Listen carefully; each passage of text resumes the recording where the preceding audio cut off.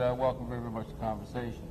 Wanted to speak to you specifically because you had hearings this morning here at City Hall on the new development and encouragement of ESOP, or employee stock ownership plans. Want to congratulate you on that, and wonder if we might get some of your impressions on the hearing. Mr. Kelso was here and others, but the idea of being able to help expand ownership might be able to help a number of the service and manufacturing entities that exist within New York. I kind of feel that way. As I listened to the testimony from Mr. Kelso and those persons from Interface, which is an economic action interest group, and Mr. Calavita from the Iron Workers Union, it's plain to me that the city of New York is a city in economic trouble, or as it relates to jobs for the blue collar, those who are unskilled, and we need that's the economic base of our city.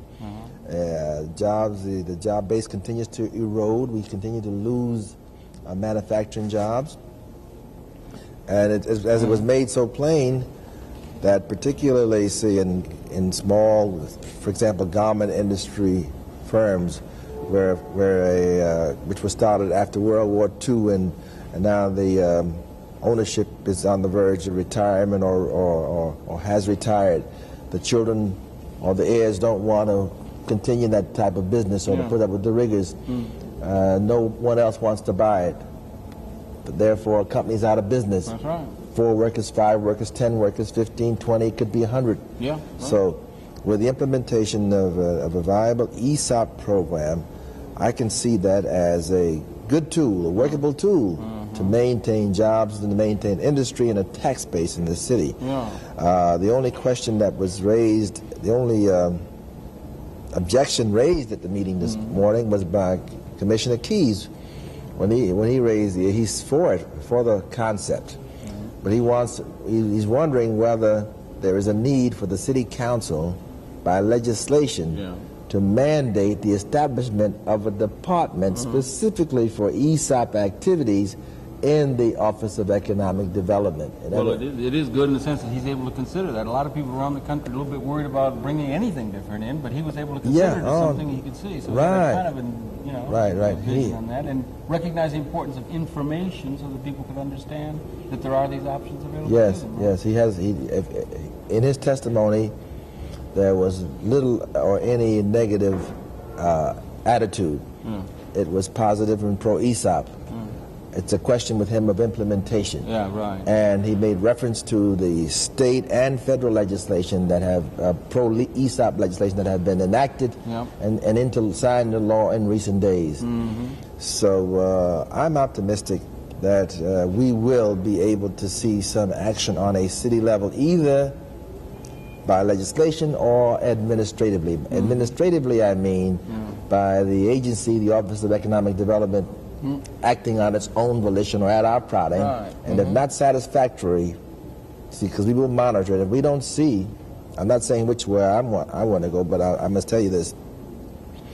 If I have a commissioner or an attitude on the part of the mayor that they want to, if they feel that it would be better for them to implement the change administratively rather than to encumber the administrative code and with all of the technical aspect of a change, there's some of us in the council are inclined to let's see how they conduct themselves and see how they behave. Yeah, right. Well, you want to work it out between the two. Of course, the bottom line interest is if we could have an organization and a functioning city structure that could allow businesses to take advantage of these new developments in the economy. And it's important because it is a new emerging development, but it is again appropriate that New York City be the first city in the nation that would consider this. So it's a little always difficult being a pioneer. You see, the Office of Economic Development is that city agency whose prime responsibility, whose reason for being, is to be supportive of the economic concerns of New York City,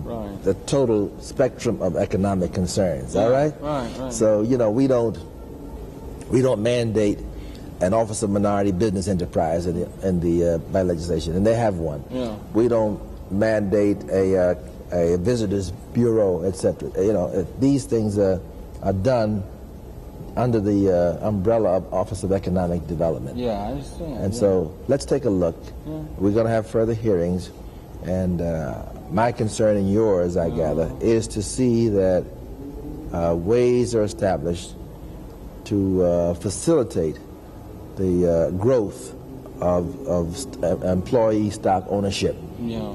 You know, because I view that as a way of spreading a tangible interest, giving someone a real stake in his job or in the economy, and strengthening it for everyone. Yeah, and that benefits the city. And again, it would be very, very appropriate that we could have that happen here in New York, where it could serve so well a number of the industries that here. It was unfortunate that was a Grand Iron. They went under. They might have been able to help had they had the knowledge of this thing that was there available to them. And not only Grand Iron, but I can just imagine any of 100 of various instances where there would be jobs in existence today, factories in existence today providing jobs, paying salaries, paying taxes, maintaining the viability and the vitality of communities as opposed to being blighted, abandoned, and desolate as some of the areas that now are suffering. Suffering under those conditions. So before it is too late, let's move ahead, and we're going to be calling hearings again in the very near future. I told Commissioner Keyes this morning that I will call him for some informal discussions, other than around the structured setting of the. And he was perfectly open to trying to understand. Right, he brings an agreeable attitude, a cooperative nature, and I worked with him before, and I feel we can make progress.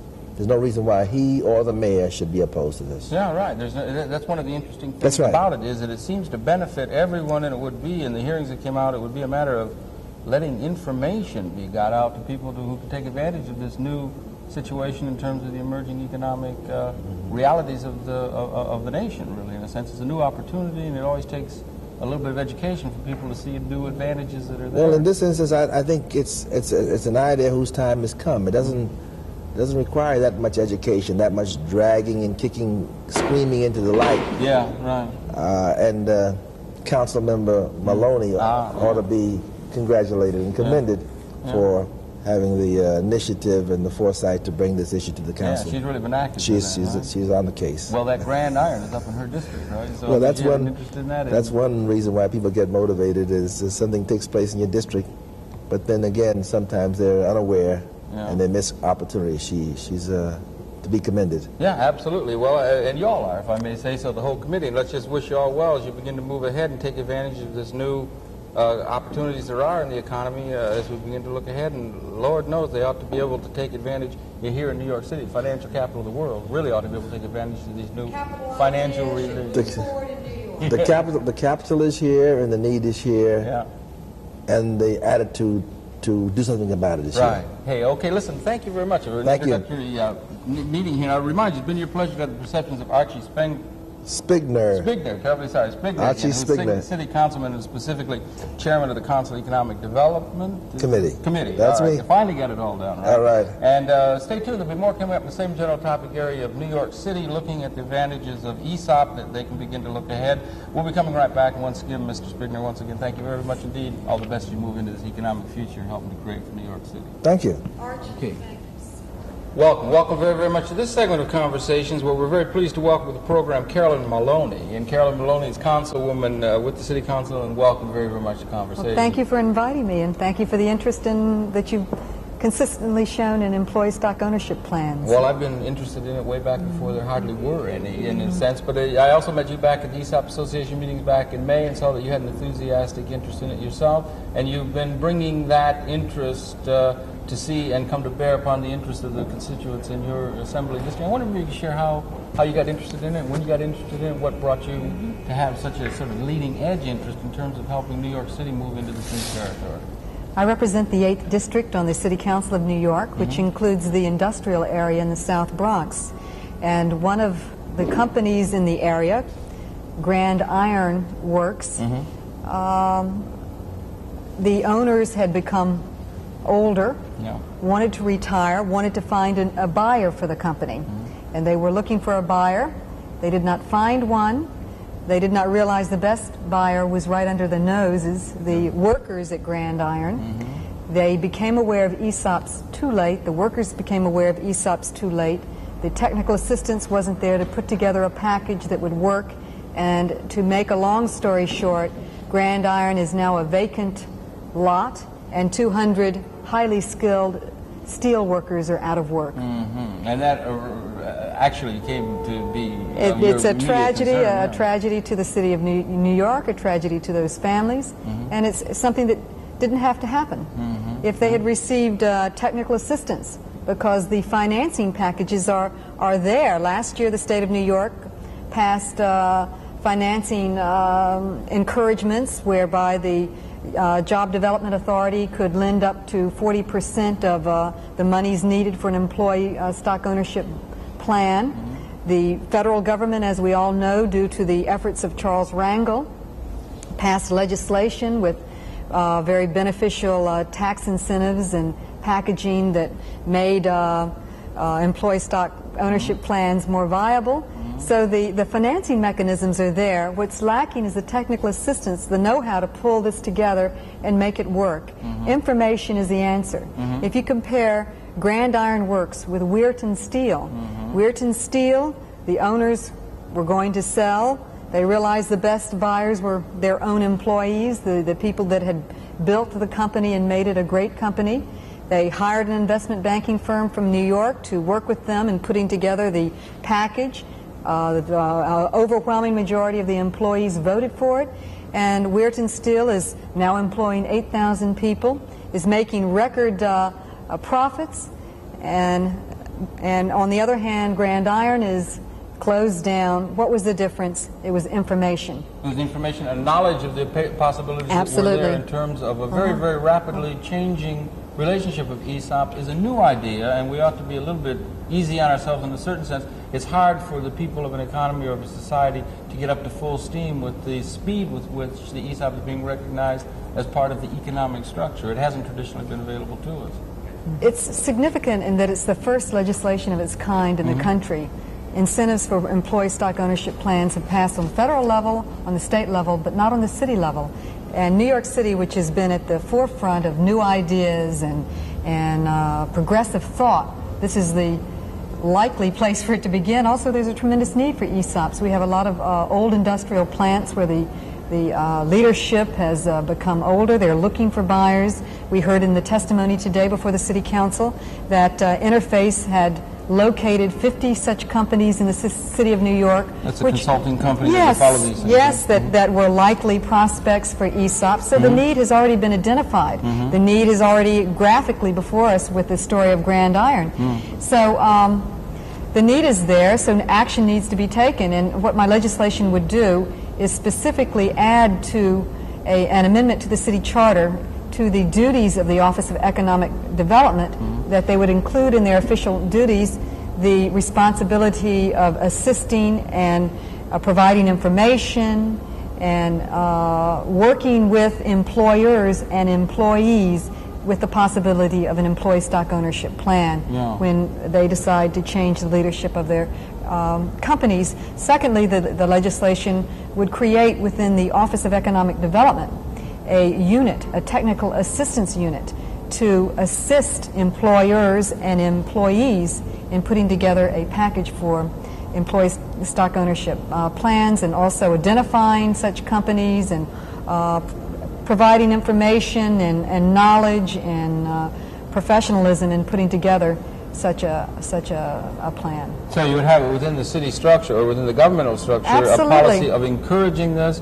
and setting up mechanisms that could help people who might not have even been aware of the possibility. Absolutely, as was the case with Grand Iron. They were not aware until it was too late. And this is something that would really be, in a very real sense, called for to help bring the city structure up on speed, as it were, up to speed, that is being achieved at a national level in terms of significant legislative breakthroughs and so forth. Well, as you heard in the hearing today, city officials were not aware of how many ESOPs were in the city, but they were aware that there was a tremendous need, and even if they just had a person who had information of where these companies could go for help, it would just be a help. It would not cost the city any money. It would save the city money by saving jobs and by expanding capital and ultimately creating new jobs. One of the things that's sort of fascinating about employee stock ownership plans is that it allows individuals to accumulate capital. And as we heard in Mr. Kelso's testimony today, according to studies, 5% of the people in the United States own all of the capital. On a qualitative basis, about it, I guess. And this is a means by which a worker has a stake in the future of a company. And we know from studies productivity increases, their work perfection increases, and their caring for the company increases, and everyone wins. And it's a way that a person can accumulate capital and possibly, if they wanted to retire, start another company, because as you and I know, one of the hardest obstacles in starting new companies is access to capital.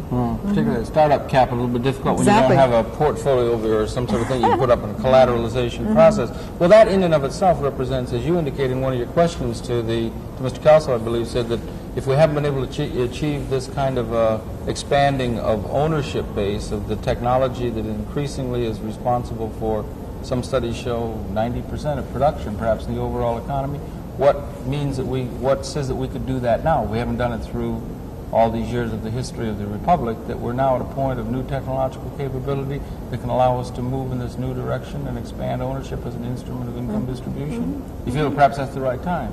I absolutely do. As you said earlier, it's a capital idea, and it's one that the great city of New York, that has been at the forefront of major innovations, should hopefully take the lead. I hope they'll pass this legislation and move forward as an example and a leader for this country. Well, it's appropriate that Mr. Rangel in the House is helping to lead the fight at the national federal level. It's appropriate that in New York City that it began to be taken over by the people who are, again, leading the nation in a financial set, that be the city that sets the pattern for the rest of the nation, perhaps. And as the nation as New York goes, so goes the nation, perhaps. And you're setting a pattern for it. I just congratulate you very much on your initiative and helping to bring this into the attention of the City Council and the importance of it.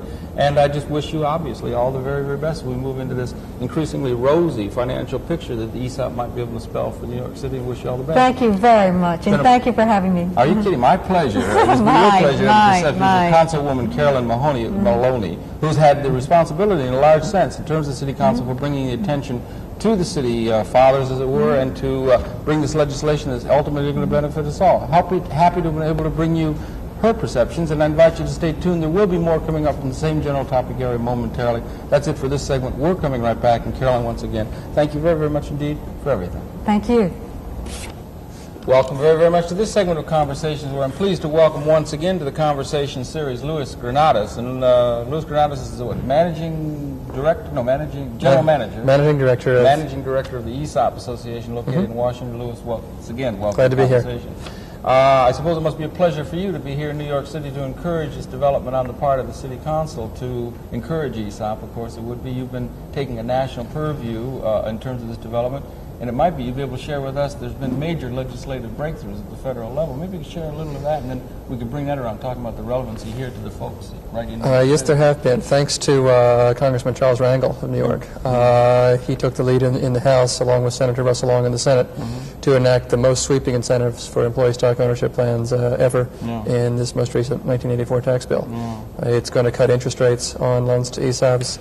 It's going to make it much more attractive for owners of closely held businesses to sell their company to an ESOP when it's time to retire. It's going to become one of the most powerful estate planning tools for owners of closely held businesses, and it's going to start making it much easier for employee owners to get a second income from capital ownership, because now dividends paid to an ESOP are going to be deductible. All of those things are adding to a general milieu where the ESOPs had been growing, and I wonder, maybe you could. 10, 12 years ago, we had 5 ESOPs. Now we've got how many? And just a general About 10 years ago, it was a couple of dozen ESOPs. We're just getting started. And now, one problem that we have is there aren't any very good counts around. It is somewhere in the 6,000 to 8,000 range today. and that's before the passage of the legislation. It will probably double very quickly. And so and this new legislation that has gone through just a matter of the last few weeks, almost. July the 18th, July the 18th, signed by the President. Yeah, July the 18th, signed by the President, has resulted in increased interest on the part of people around the country. Have you been getting mail? Yes. Has there been increased interest? Very noticeable increase in requests for information from our office, and one of the first tangible results, I guess, is the first 100% employee-owned bank deal was just announced. There have been ESOPs in banks all along, and some very substantial ones, but now the Bank of Indiana is going to be 100% owned by its employees directly as a result of this legislation. And that generally reflects the increased interest on the part of people around the country in seeing the relevancy of this, so that there will be ever more need for information, good understanding of what the implications of this are, to greater and greater numbers of the citizens as we begin to look ahead. Looks like you got your work cut out for you. We have our work. Educate people to the reality. That certainly is our work, and the city of New York and other state economic development programs can do that, and that's what these the bills are all about that we had the hearing on today. Don't you think it would be good that the New York Council has taken this position so that it would be easier for you and they to work together to the mutual benefit of the business and of the general citizenry? That's a good sign. One of the points that I made in my testimony today was the biggest and most well-publicized ESOP was the one at Weirton Steel. That deal wouldn't have happened had it not been for support provided by the state of West Virginia Economic Development Program. They put in $100,000 to help pay for the feasibility study, and were it not for that early support, they might be closed down by now. Yeah, that was the early support of certain people who had vision, who could see ahead a little bit, perhaps some of the... They could see that West Virginia was about to lose its biggest single taxpayer. Right, all right. And it's probably the best $100,000 they ever spent. But what I thought I meant, or what I was thinking in terms of, they were able to see past some of the immediate problems that made it so difficult for so many people to see the possibilities that ESOP had. You've been in that position, others have. There have been some people in a position of visionary leadership in a certain sense of understanding the implications of that. Now legislation has come in. Do you see a quantum development now in terms of ESOPs? I mean, it could be. It could be a quantum leap. We'll see it when it comes. Certainly there will be a marked increase in the rate of growth. Yeah. And it could be an increase that one could call a quantum leap, yes. Yeah, so that we're coming into a situation where this whole question of the input mix of labor or human input and technology that Mr. Kelso's been talking about so very long, and the ownership of the technology being able to be vested in greater numbers of the citizenry as an instrument of income distribution, other than just labor or transfer payments has been characteristic, could become a major issue in terms of the national political debate, do you think? Certainly. I think the next election, it's not going to be able to surface in this particular presidential election on a major... Do you understand what I'm saying? I certainly do. The negotiations right now between the auto workers and the auto companies. I understand they've targeted General Motors as their strike target in case the things break down. But the big problem they have there is workers being replaced by robots, both here and overseas. Yeah, that's going to increase, isn't and, it? yes, it certainly is going to increase. There's nothing they can do, really. They can put whatever they want on paper, but they're not going to be able to stop the advance of the technology. And who's going to own it? I wouldn't at all mind being put out of work by a machine if I owned the machine. If you own the machine, so that you can have income to do with your life what you would like to do, but you don't want to be put out of work if that means you're going to also if be somebody put out else of owns income. it, yes. And that's one of the major problems on a national level that we have, is to find ways other than employment. And it's a problem, too, because our basic grounding policy statement is the Employment Act of 1946. And that's a problem that we're going to be confronted, and philosophically is one that's going to have to be confronted on a major level. Absolutely. Now, it doesn't mean that we can all stop working tomorrow. No, not but tomorrow, I think that as ownership of capital becomes more widespread, as second incomes from capital ownership become more widespread, I think you can see a reduction of working hours. I think you can see earlier retirements becoming more feasible. I think you can see more education becoming feasible. You don't have to rush out and start earning money as soon as you're 18. And it will gradually wear down or erode the necessity to derive your income from labor, because you can derive so much of it from capital. Yeah, that's a big step. It's a big change sociologically, psychologically, and so forth. And it should be, we should have a little patience with ourselves collectively as a society as we begin to move into make sure that we have the grounding policy statements that can allow us to move into that. And that's a major step as far as from the workers' perspective. I wonder, you said, and you mentioned in passing, well, there are going to be trillions of dollars of new capital called between now and the end of the century, or beyond, as we begin to finance these new technologically oriented productive systems. Does the ESOP help, or could you share in terms of the capital formation capability that we collectively Absolutely. can have available to us in order to do what we're technologically capable of doing that we may have had trouble with in terms of capital formation shortfalls? New capital can be financed much more cheaply through ESOP financing, even before the legislation.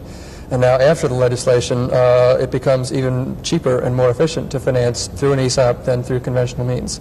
In addition to the plain down-to-earth bottom line fact that it's cheaper, it also builds ownership into the employees of the company, which can improve motivation, improve productivity, cut your turnover rates, cut your absenteeism, and make it a sounder enterprise. And we expect to be seeing quite a bit more financing growth through ESOPs in the future. So it does become a matter of continuing on that. The legislative track record as well. The President signed the bill. There's a response in terms of the administration, in terms of this general thrust. Do you feel, and you're at the ESOP Association, you have your pulse on Washington, are there full implications of this well understood? Oh, no. Or are they matter of people moving what seem to be practical possibilities that they can see in the immediate sense? But are the full philosophical implications beginning to dawn on increased numbers of people? No. Among the leaders, Senator Long and Mr. Yes. Rangel, I believe they have. But in general, the tax bill that was passed was a 1,000-page bill, and about 4 of those pages had to do with ESOPs. And there was some bargaining, a great deal of bargaining that went on to get those in. And the way I see it happening is, as more and more companies begin to use the ESOP, then the politicians will follow. That's certainly the way it has been to date. The politicians will follow, and eventually the academic community and the philosophers they may be last, will but they'll come. We'll see the implications of this, and then it will be emerging as a major political issue. It could be seen as the major political discussion in terms of the economics, the economic issues, by the 1988 election, perhaps. It could become the major Certainly focal could. point. It is a fact that there are going to be trillions of dollars of new capital coming online, and it's a fact that somebody's got to own it. Right. And if the political leaders don't want to talk about that question, I think they're missing a pretty important question. Yeah, well, there have been over all these They years, certainly but have. fortunately, thanks to the work of Mr. Kelso, yourselves, and others, and other visionaries have been able to see the possibility of this is beginning to become real, and from a practical perspective, it's becoming real, which is a nice place to begin, and it will begin to have increased philosophical implications as we begin to move into the future. Well, I'm sorry we don't have, like, even in cable television, we have more. We run out of time from time to time. Okay. It's been a pleasure talking with you, again, as always. Right? Good to join you. And I remind you, it's been your pleasure to have the Perceptions of Louis Granados. He's the General Director of the ESOP Association, major organization in terms of understanding the implications of and disseminating information concerning the ESOP employee ownership movement within the broad national economy. There'll be more coming up in the same general topic area momentarily, and we'd ask you to stay tuned for that. That's it for this particular section. We're coming right back. And Louis, once again, thank you very much indeed. Thank you, Aaron.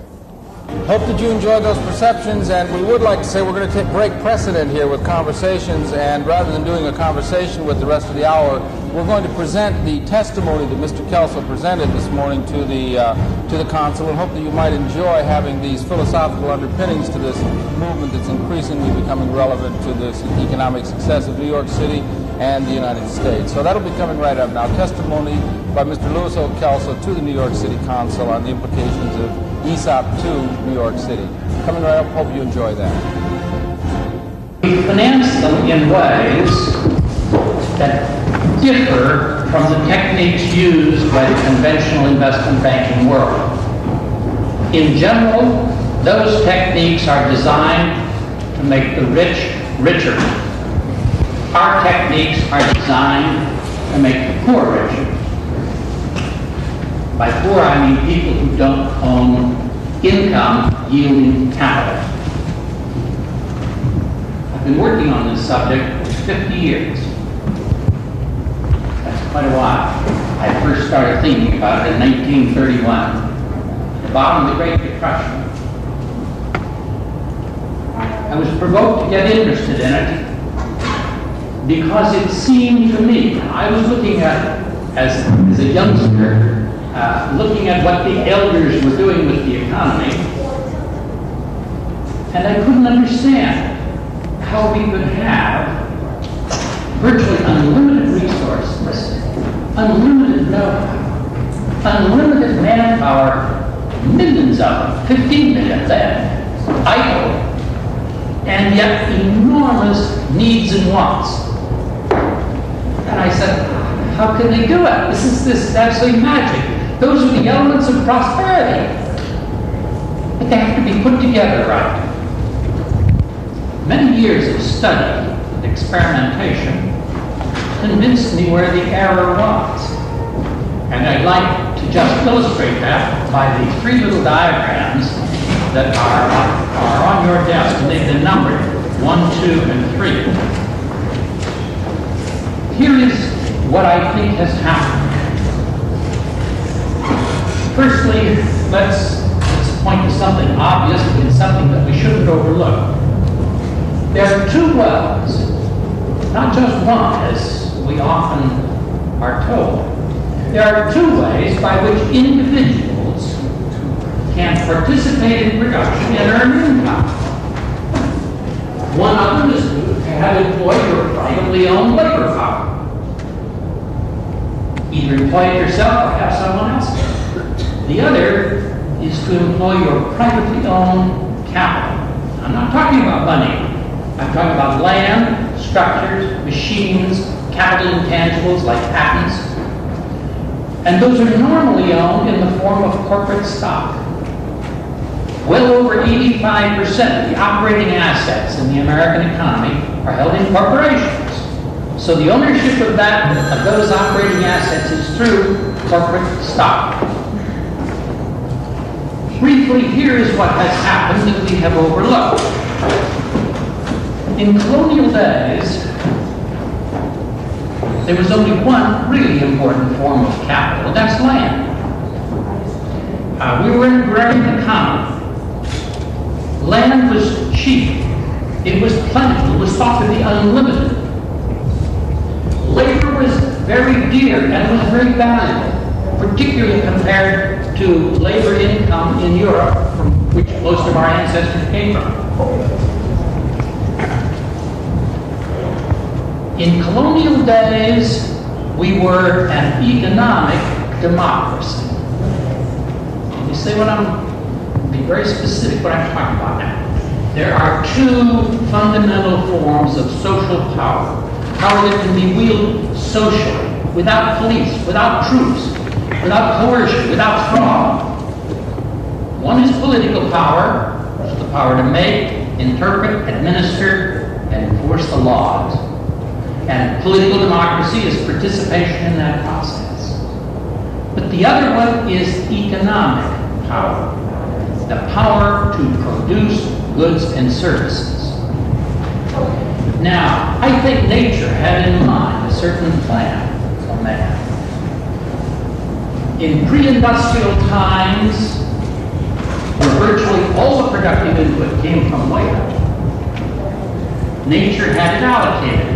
One man, one labor power. One woman, one labor power. Economic democracy. I think nature was telling us something for the future, because nature must have known we had already invented tools well before that.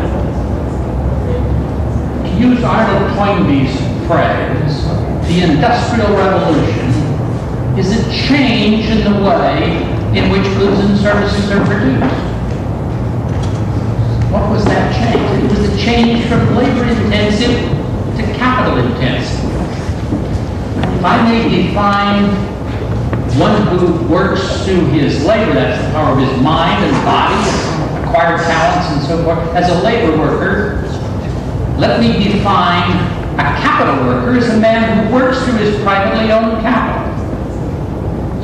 Now, what has happened over that 208-year period, because the Industrial Revolution in America was born at the same time as the Political Revolution. In other words, 1776. Over that 208 years, the burden of production has changed, has shifted from labor to capital. This doesn't mean that labor is ever going out of style. It just means that capital produces constantly more and more and more. And that if every man is going to earn his income, if we're going to restore the economic democracy of pre-industrial days, when every man earns what he wants to spend and is free of welfare and redistribution and hunger and poverty, then we've got to begin building capital ownership and making capital workers out of those labor workers. Now, I'll tell you what the problem is. While diagram number 1 shows you how the burden of production has shifted off labor workers onto capital workers, diagram number 2 shows you something else that's rather sinister. From the very beginning, the capital ownership is in the top 5% of wealth holders. It bumped up. Under the Homestead Acts, we were still an agrarian economy. That was a deliberate policy of government to get capital ownership into the people who couldn't buy it, couldn't afford it, step up and buy it and pay for it. I think that capital ownership got up to somewhere around 20%, or perhaps as high as 25%, in the 40 years following 1862, when the first Homestead Act came into existence. But around 1910 to 1920, the frontier closed. Not only that, the importance of fabricated capital, structures, machines, intangibles, began to outstrip the significance of land. Not that land will ever be insignificant any more than labor will, but fabricated capital became terribly important. All of the studies from the Temporary National Economic Committee back in 1837 down to date, there have been about 8 or 9 of them, show that again, all the capital ownership is in the top 5% of wealth holders. I'm always impressed. I live in San Francisco. I'm always impressed when I come into New York City by air. I see that gigantic, gorgeous, fabulous city as just one intricate, complicated, wealth-producing machine. Dwelling machines, office service providing machines, the great office buildings, the subways, the factories, the whole kit and caboodle. That capital produces at least 90% of the goods and services, but it's owned by only 5% of the people. Now, since 1932, we have been living on redistribution. And that's not the way to do it. In other words, instead of making the capital grow where it's needed, we have been taking from those who earn to give to those who need. 55% of federal taxes are levied for that purpose. And on the average, 60% of state taxes are levied on those who earn to give to those who need through transfer payments. Now, that's the reason upside down investment banking and financing had to be developed. The reason that the poor can't acquire capital is that they don't earn enough to both support themselves with a rising standard of living, which technology promises them, and to buy capital. And the reason that the technology that we've developed, and I did invent the ESOP, invented it back in 1856, by the way. Congress has given me tremendous help since then. The last 4 pieces of legislation bring to 20 the ones that I've achieved so far. The reason that that technology was necessary is that it makes it possible for the man who doesn't own capital to buy it. In other words, it is a credit mechanism. It gives him access to capital credit to buy the employer's stock and to pay for it out of the assets that underlie that stock. That's why it's easy for the rich to get richer. because they can buy more capital out of the earnings of their capital. The myth of belt tightening is mostly hoax, if I may say so. It's a way that Horatio Alger and a few early birds started. But the ease of giving up consumption to buy capital is early on outstripped by the ease of buying capital income. If you try to explain the wealth of some of New York's wealthy families on belt tightening, you would compute that some of these fellows had belts at least twice as long as the orbit of Jupiter. I don't think it happened that way. Let me now talk about the ESOP, which is represented by diagram 3. The reason that it is such a powerful device, and this is, by the way, is why the agencies covered by the 2 bills that are before you can do an enormous amount of good and at a very minimal expense, because the problem is knowledge. We're talking about knowledge, ideas. Let me document it by two New York City businesses. It's been suggested here that the ESOP is primarily for manufacturing business. Let me assure you that it is great for manufacturing business, but it is even greater for service businesses. In 1971, one of the largest service agencies in this city, Katz Communications, was up for sale. The owner, Eugene Katz, had reached 65 years of age. He wanted to retire. He wanted his employees to buy it. He went down to a very distinguished investment banking firm and explained to him, I have this business. It's worth so many $1 million. I have 300-400 employees. I want them to buy it. And of course, the first question was, well, Mr. Katz, do they have the money? He said, I don't understand the question. If they had the money, I could sell it to them myself. Why do I need an investment banker to help me do that? Anybody can do that. And they said, no, you're looking for a magician. You don't need an investment banker. And some little young trainee got a hold of Mr. Katz as he was walking sort of down gracefully out of the office, and he said, Mr. Katz, I can't be sure about this. He said this guy named Kelso out in San Francisco has written some books on this subject. And he said he claims to be able to do this. In fact, I'll give you the names of a number of companies where he's done it. Eugene Katz called me. 6 months later, the employees had it. 6 years later, it was paid for. Never took anything out of their pockets or paychecks. Why? Because they put the access to the business to work in pre-tax dollars, which means it's twice as easy for the employees to buy it as it is for anyone else. And they pay for it. And it has gone on to outstrip all comparable business. It's one of the, it's the #1 in its industry today. It was about 5 at that time. It's a station rep that sells, rep agency that sells radio and television broadcast to the advertising trade. They bought the business for about $3.5 million. It's worth just under $70 million today. They own it. It's theirs.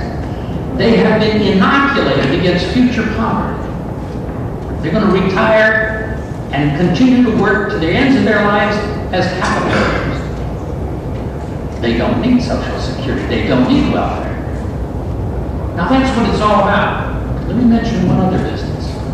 About in less than a year ago, Norton Simon Inc., that's headquartered in this city, was up for sale. Had a nice little price on it, $1 billion. Most of those people, at least a large segment of them, are employed right here in New York City and in New York State. And we want those worker jobs kept here. So what happens? Along comes another corporation.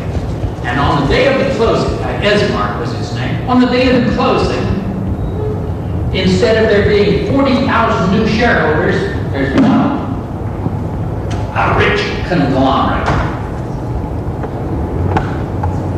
Now, a few months later, along comes Beatrice from out of Chicago. And they gobble up Esmark. And now you're talking about what could have been acquired by 150,000 families, or 150,000 workers, or 500,000 people. It was doable. It is doable. Why? Because, in the first place, the employees are natural shareholders. People running around in the gambling casinos, happens to be my term for brokerages, are not natural shareholders. They buy to sell. They sell to buy. They're speculators. Employees have their lives wrapped up. If they're motivated, think of what they can do. If they begin to get capital income, which is what happens, by the way, one of the pieces of legislation just passed, these four that Congress just passed, makes it possible to pay dividends in pre-tax dollars. Now that means you can pay the wages of capital with the same tax advantage as you can pay the wages of labor. Congress is beginning to recognize the importance of the capital worker, where employees realize that they are both labor workers and capital workers. They don't have to demand more and more pay for less and less work. They can get their gains through their capital incomes and lower their wages, or at least maintain them, to be competitive. And the more competitive that business is, the more profit is earned, the more valuable its stock, and the greater dividends that can be paid tax deductible. So, diagram 3 represents the logic of the ESOP. It simply shows that at the closing, from the moment of closing, where the ESOP buys the stock of the business, this is where you have an ESOP buyout, which is the best, although you can use it just to finance growth if you want to. But from the moment that that stock is purchased, the income that flows out of the company is flowing into there for the employees' accounts. Maybe they don't get a raise next year. They just get 5 times the raise going into their account, and incidentally, it goes in there without any taxes. It doesn't go through their tax bracket. It goes into their pocket as stock, but doesn't go into their tax bracket. It isn't even bitten by Social Security. The missing link is leadership. And it seems to me the main importance of these 2 pieces of legislation is for the city of New York, the greatest financial city in the world, to say to the world, we think it's important that every man become a capital owner, and that we put ourselves behind the development of the technology to make that possible. We want all the investment banking community to be upside-down investment bankers and make the poor richer. You don't solve any problem by putting another $1 billion in a family that's got $1 billion. Will they buy any more shoes? They ran out of buying opportunity long before they got to that point. The needs and wants are mismatched with the ability to get incremental earning power. What the ESOP does is make it possible to rematch them, to put them together. That's my statement. Okay, I'm for it. Everything case, right? Do you know what you just said? When I first talked to Russell Law in 1973, he listened. This was a Madison Hotel in Washington. He listened for about 3.5 hours. At the end of it, he said, I like it. If my pappy had had this, he would have made everybody a king. There's no doubt that what you have just laid out is very few of us who represent poor and those without substantial incomes have to support it. The question is, how do we accomplish it? I assume it would require a reservoir of companies ready to be sold.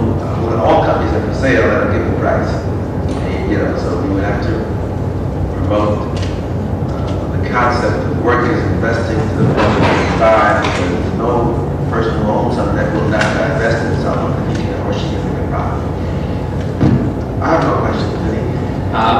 May I comment on your comments? First, it was joined by council member William Brooklyn, member of the committee, and council member Granados, Red, Bronx.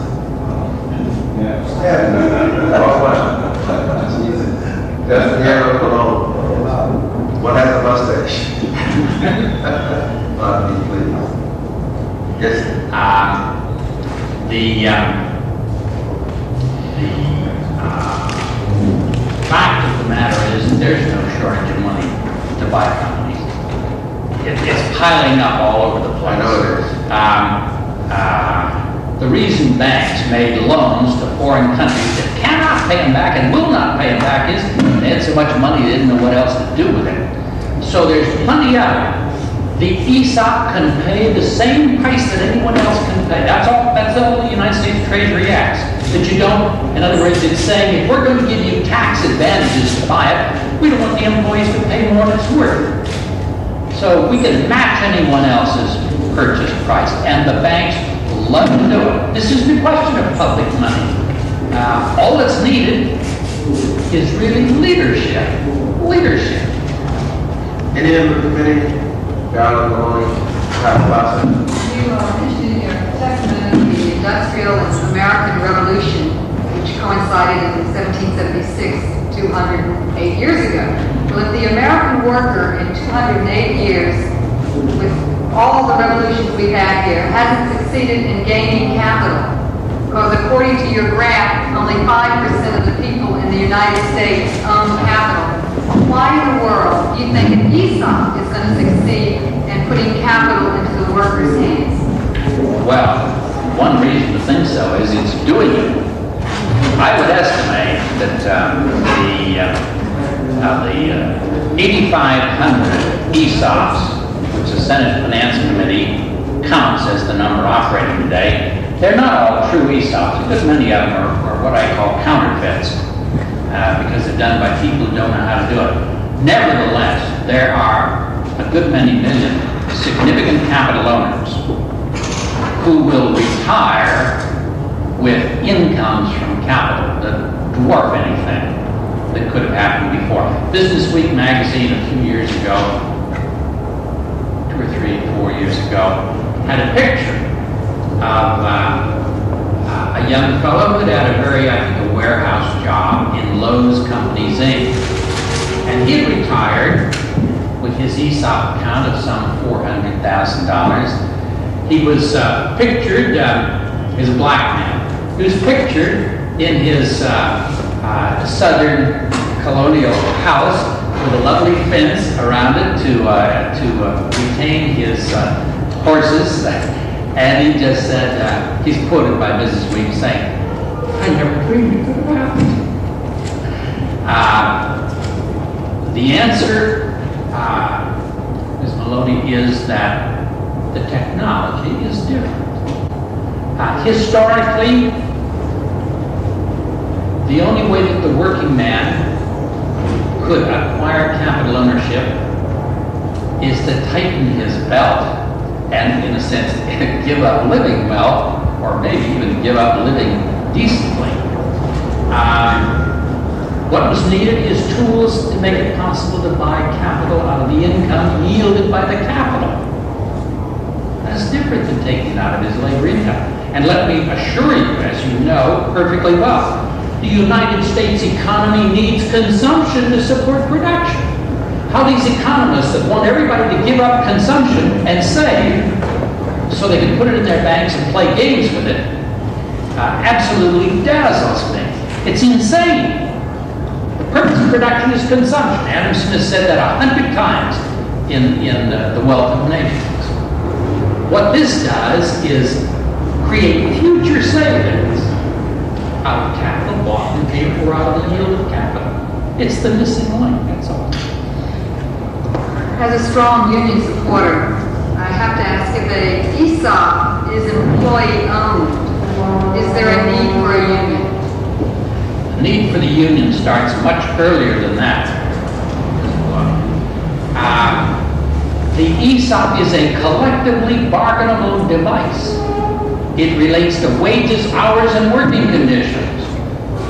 I mean, the condition of a man who's an owner is a different condition than the man who isn't, who's simply a wage slave. I call this leveraged buyout business, and your papers are full of it, the corporate slave trade. People are bought and sold. The people of Norton Simon Inc. were sold to Ismark, just like the slaves on a feudal estate in the Middle Ages. It's collectively bargained. And once the ESOP is in, you need an organization represented by the employees that strengthens their position as shareholders so that their annual shareholder meetings won't be the feckless kind of things that typical shareholder meetings are today, where the shareholders just do whatever the management has ordered them to do, in effect.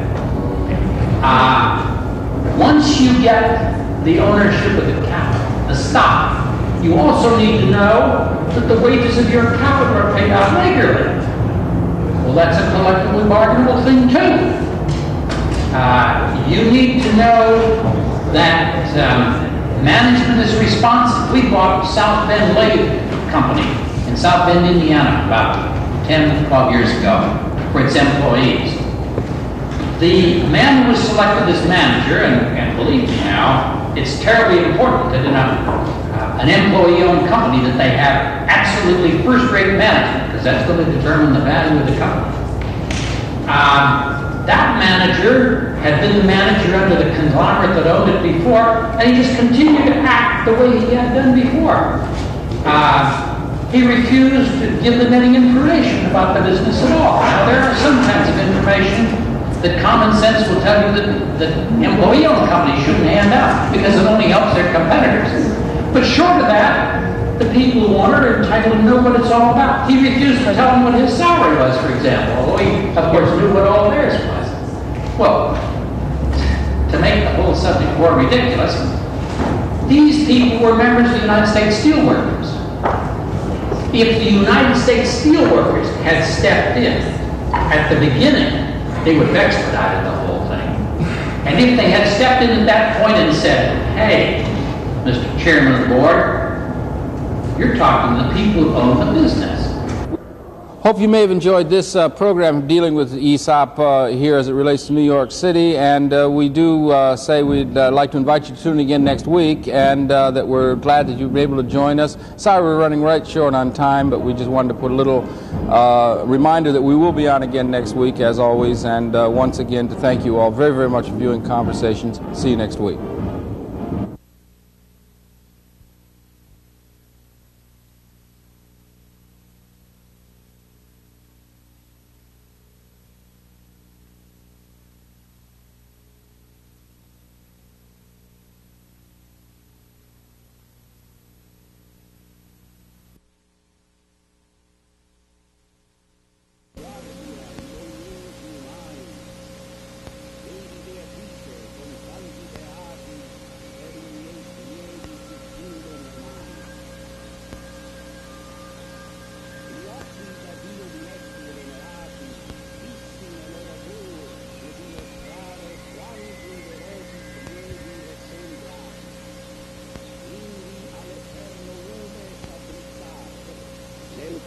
Non si deve credere che si invii per creatura l'occhio tanto chiaro. E io